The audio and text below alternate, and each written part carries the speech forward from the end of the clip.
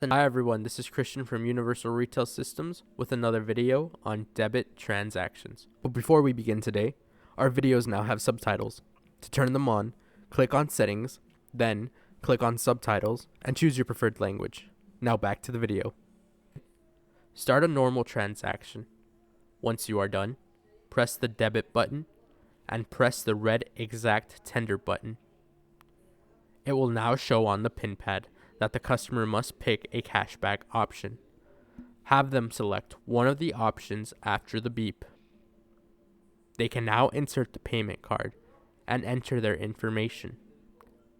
After they are done, RMS will immediately finish and close the transaction. Once the receipt prints, you have now completed a transaction. Thanks for watching. If you have any questions, leave us a comment and don't forget to like the video.